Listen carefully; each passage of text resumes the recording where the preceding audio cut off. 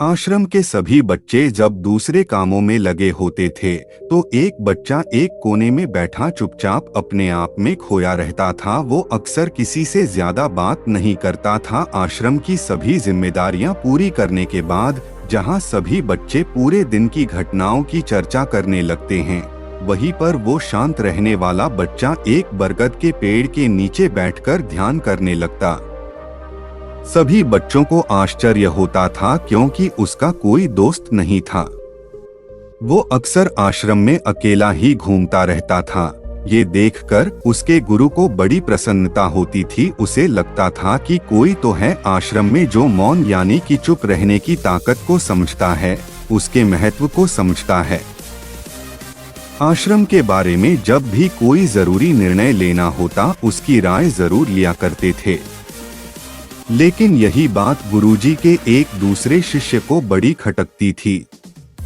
क्योंकि वो गुरुजी का प्रिय शिष्य बनना चाहता था, इसीलिए वो गुरुजी के सामने दूसरे बच्चों के कामों में कुछ न कुछ कमियां निकालता रहता था, जिससे गुरुजी उसे महान समझने लग जाए। अक्सर वो अपनी जिम्मेदारियां पूरी तरह से निभाने का दिखावा भी करता, चाहे उससे कोई सलाह ना भी मांगे, लेकिन फिर भी वो उन्हें अपनी सलाह देता रहता था।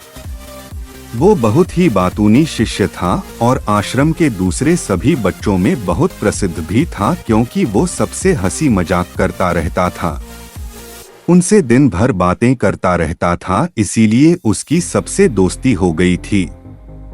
लेकिन जब आश्रम के गुरु उसकी राय ना लेकर दूसरे बच्चे की राय लेते थे तो ये बात उसे बड़ी खटकती थी। उसे ये लगता था कि वो उस दूसरे बच्चे से ज्यादा बुद्धिमान है, लेकिन गुरुजी फिर भी उसकी तरफदारी करते हैं। ऐसा नहीं था कि गुरुजी को बातूनी शिष्य के स्वभाव के बारे में पता नहीं था, लेकिन गुरुजी उसे अपने तरीके से सीख देना चाहते थे ताकि उसकी ज्यादा बोलने की आदत, दिखावा करने की आदत, दूसरों में कमियां निकालने की आदत हमेशा हमेशा के लिए खत्म हो जाए और वो मौन रहकर ध्यान की गहराइयों को छुपाए। असल में हर सच्चे गुरु की यही इच्छा होती है। वो किसी तरीके से उस बातूनी शिष्य को एहसास कराना चाहते थे कि चुप रहने से ही उसे असीम सत्य को जाना जा सकता है। उस विराट का एहसास चुप होकर ही किया जा सकता है। एक दिन गुरुजी को एक तरीका सूझा। उन्होंने आश्रम के सभी बच्चों को अपने पास बुलाया और कहा कि मैं तुम सभी को दो दो हिस्सों में बांटकर अलग अलग गांवों में भिक्षा मांगने के लिए भेज रहा हूं, और जो भी दो बच्चे सबसे ज्यादा भिक्षा मांगकर लाएंगे उन दोनों को आश्रम की सभी जिम्मेदारियां निभाने का मौका दिया जाएगा। अपनी बात जारी रखते हुए गुरुजी ने बताया कि भिक्षा मांगने से हमारा अहंकार खत्म होता है, इसीलिए हर शिष्य पूरे मन से भिक्षा मांगे। कोई भी इस काम को औपचारिकता में ना ले, वरना तो वो अपने जीवन का बहुत बड़ा ज्ञान खो देंगे। आश्रम के गुरुजी ने जानबूझकर बातूनी शिष्य और चुप रहने वाले शिष्य की जोड़ी बना दी। बातूनी शिष्य के मन में सिर्फ एक ही बात चल रही थी कि इस बार उसे मौका मिला है और इस बार वो गुरुजी को दिखा देगा कि वो चुप रहने वाले शिष्य से कितना ज्यादा प्रतिभावान है। दोनों शिष्यों ने आपस में अपनी सहमति से निर्णय लिया कि दोनों गांव के अलग अलग जगह से भिक्षा मांगना शुरू करेंगे ताकि भिक्षा मांगने का काम जल्दी खत्म किया जा सके। चुप रहने वाला शिष्य हर द्वार पर जाकर अपने हाथ जोड़कर अपना भिक्षा का पात्र उनके सामने कर देता। उसके चेहरे पर एक सादगी और उसकी आंखों में एक एकांत होता था, जिससे भिक्षा देने वाले उसे भिक्षा देकर अपने आप को अनुग्रहित समझते थे। वहीं पर दूसरा बातूनी शिष्य हर द्वार पर जाकर उनको कुछ ना कुछ ज्ञान देने लगता था, जिससे ज्यादातर लोग उसे बिना भिक्षा दिए ही लौटा देते थे। पूरे गांव में भिक्षा मांगकर जब दोनों गांव के बीच में मिले तो बातूनी शिष्य ने देखा कि चुप रहने वाले शिष्य के पास उससे दुगुनी भिक्षा थी। ये देखकर उसे मन ही मन बहुत ठेस पहुंचा। लेकिन जब वो दोनों भिक्षा का सामान लेकर आश्रम की तरफ जा रहे थे तब बातूनी शिष्य को एक चालाकी सूझी। उसने चुप रहने वाले शिष्य से कहा कि हमें अपनी भिक्षा एक ही थैले में डाल लेने चाहिए। गुरुजी ने हम दोनों को एक साथ भिक्षा लाने के लिए कहा था। चुप रहने वाले शिष्य ने बिना कुछ बोले अपनी सारी भिक्षा उसके थैले में डाल दी। बातूनी शिष्य मन ही मन बहुत खुश हो रहा था कि अब गुरुजी को ये पता नहीं चलेगा कि ज्यादा भिक्षा हम में से किसने मांगी। उसे लग रहा था कि गुरुजी मुझे इससे कम प्रतिभावान समझेंगे, इसीलिए उसने ये तरकीब लगाई। सभी शिष्यों के आने के बाद संध्या के समय जब सभी की भिक्षा तो ली गई तो इन दोनों शिष्यों की भिक्षा सबसे ज्यादा निकली। गुरुजी ने इन दोनों का अभिवादन करते हुए आश्रम के सभी बच्चों के सामने उनकी पीठ थपथपाते हुए उन्हें मुबारकबाद दी और कहा कि मैं आश्रम का कार्यभार तुम दोनों को नहीं सौंप सकता।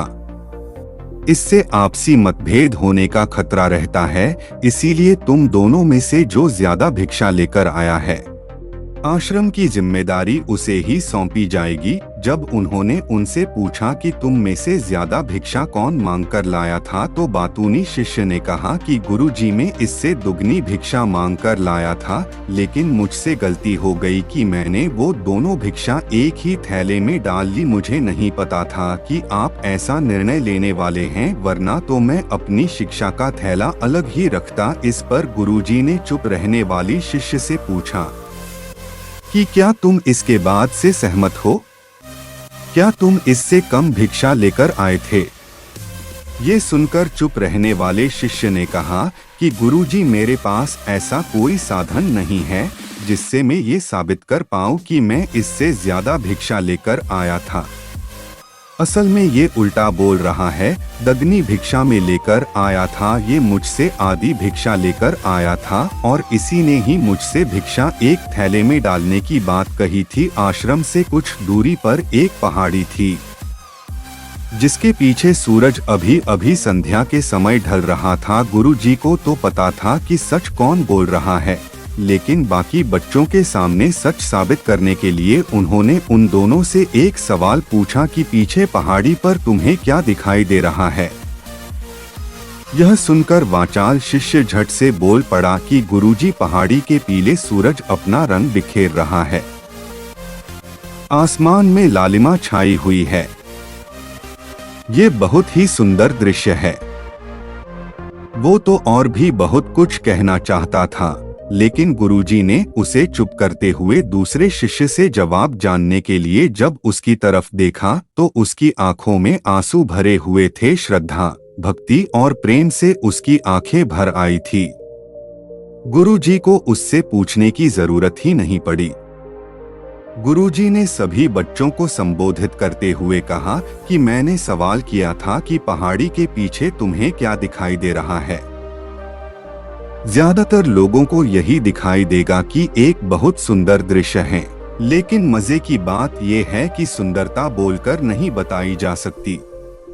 उसे महसूस किया जा सकता है और सामने वाला उस सुंदरता को आपकी आंखों में देख पाता है।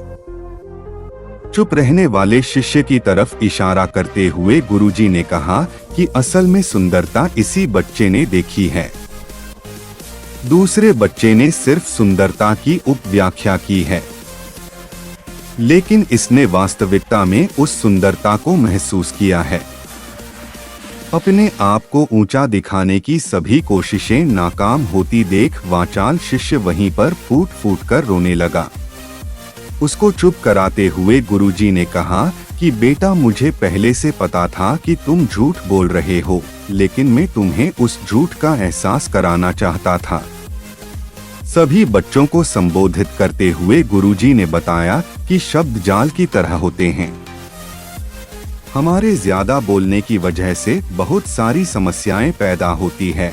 जब कोई आदमी एक बात को बढ़ा चढ़ाकर बोल देता है तो उसे सिद्ध करने के लिए वो शब्दों के जाल में फंसता चला जाता है और इसी वजह से अंतर्मुखी होने की बजाय वो बहिर्मुखी होता चला जाता है। वहीं पर जिस भी व्यक्ति को अपनी अंतर यात्रा करनी होती है, उसे सबसे पहले चुप रहना सीखना होता है।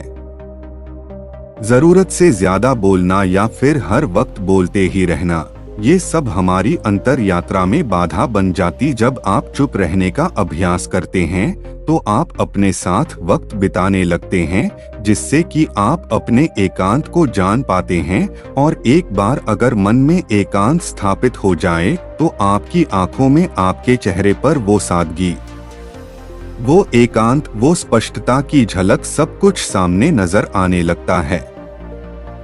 कुछ साबित करने को नहीं रह जाता, कुछ बताने को नहीं रह जाता, सब कुछ आंखों में देखा जा सकता है। चुप रहने वाले शिष्य की तरफ इशारा करते हुए गुरुजी ने कहा कि अभी जो दृश्य है इस बच्चे ने देखा, वो ज्यादा बोलने वाला आदमी कभी नहीं देख पाएगा। वो अपनी बुद्धि से तर्क वितर्क करता रहेगा कि उसे क्या क्या दिखाई दे रहा है, लेकिन उसमें से वो महसूस कुछ भी नहीं कर पाएगा। उसे दिखाई दे जाएंगे पहाड़, सूरज या फिर उसकी लालिमा, लेकिन उस सुंदरता को, उस विराट को, उस अद्वैत को वो कभी नहीं देख पाएगा। अगर चुप रहने की कला सीखनी है तो तुम्हें सबसे पहले एक बात ध्यान रखनी होगी कि तुम्हें किसी को भी प्रभावित करने की कोशिश नहीं करनी है। ज्यादातर लोग इसी वजह से ज्यादा बोलते हैं क्योंकि वो दूसरों को प्रभावित करना चाहते हैं, अपने आप को साबित करना चाहते हैं, और उस साबित करने के चक्कर में वो शब्दों के जाल में फंसते चले जाते हैं और धीरे धीरे वही उनकी आदत बन जाती है। अगर कोई व्यक्ति दूसरों को प्रभावित करना चाहता है तो वो कितने लोगों को प्रभावित कर पाएगा? उसकी ये भूख बढ़ती जाएगी और वही संसार में सभी को कभी भी प्रभावित नहीं कर पाएगा। इसलिए यह समझने की बात होती है कि बहिर्मुखी होने की बजाय हम अंतर्मुखी होकर अपने आप को समझ सकते हैं। अपनी बातों को खत्म करते हुए गुरुजी ने अपना आखिरी संदेश दिया। उन्होंने बताया कि अगर कोई व्यक्ति ज्यादा समय तक चुप नहीं रह सकता तो उसे थोड़े समय से अभ्यास करना चाहिए। निश्चित संकल्प लेकर किसी व्रत की भांति दिन में कुछ समय या फिर हफ्ते में कुछ समय या फिर एक दिन चुप रहने का अभ्यास जरूर किया जाना चाहिए। इससे हमारी चुप रहने की आदत धीरे धीरे खुद ब खुद पनपने लगती है, क्योंकि एक बार जब हम चुप रहने लगते हैं तो हमें चुप रहने का आनंद पता चल जाता है। उसके बाद हमें प्रयास नहीं करना पड़ता, बल्कि हमारा मन आनंद की तरफ अपने आप बढ़ता चला जाता है। चुप रहने की कला सीखने के बाद आपकी बुद्धिमानी और आपकी स्पष्टता दोनों में बहुत ज्यादा फायदा होगा। वास्तविकता में जिसे दर्शन कहते हैं वो मौन रहकर ही किया जा सकता है। इसके बाद सभी बच्चों से कुछ समय चुप रहने का संकल्प लेकर गुरुजी ने अपनी बात खत्म कर दी और सभी बच्चे रात्रि का भोजन करने के लिए एक साथ भोजन कक्ष में पहुंच गए। तो दोस्तों, कैसी लगी ये कहानी आपको कमेंट सेक्शन में जरूर बताना। वीडियो अच्छा लगा तो फ्रेंड्स और परिवार में शेयर करें और चैनल को सब्सक्राइब करना न भूले। तो मिलते हैं किसी अगली कहानी में, तब तक के लिए अपना ख्याल रखें। धन्यवाद।